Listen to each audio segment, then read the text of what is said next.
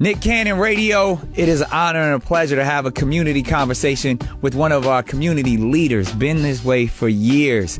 So much so that we know her as family now. Representing all of us, Congresswoman Maxine Waters. Thank you so much, one, for all that you do, but for joining us today as well. So delighted to be here with you. Thank you for inviting me. Obviously, you've been a freedom fighter for us for so long, and you do have a seat at the table.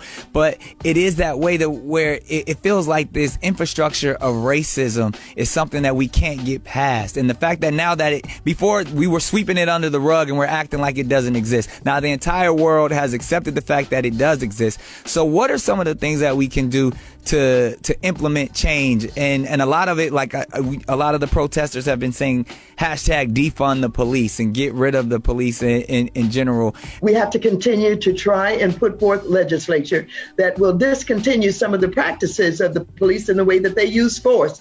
Now, I tell you, I don't believe that we can really change the minds of racists. I believe that a racist is a racist is a racist, but we can force rules and regulations on them because they have certain jobs to make a living with. Now, the other thing that I think we need to do is we need to say to our friends in the white community, don't just come and protest with us around this particular case with George Floyd.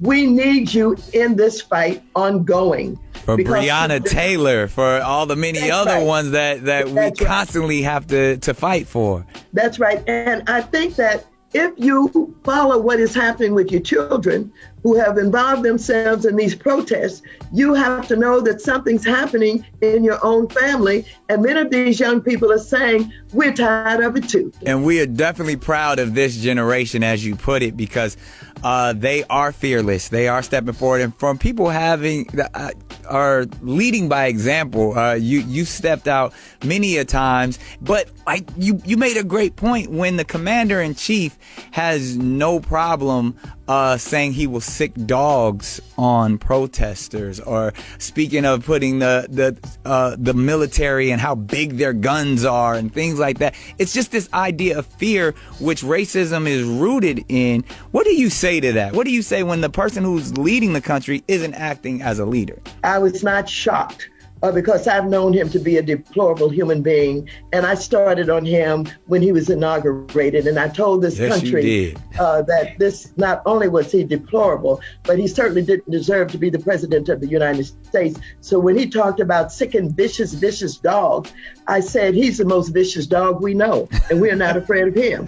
And that's how we have to, deal with it. And we have to take off the comfort of, being nice and, being controlled and not thinking people are not going to like us because we dare to challenge. We just have to let our hearts, our minds, and our experiences guide us to speak truth to power from wherever it comes. Indeed. And if there's anything I can say, it is now is your time. You've got the attention of the world.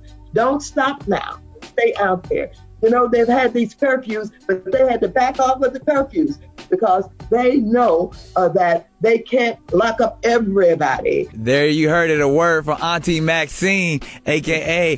Congresswoman Maxine Waters. We appreciate your time, your effort, and your energy. Thank you so much.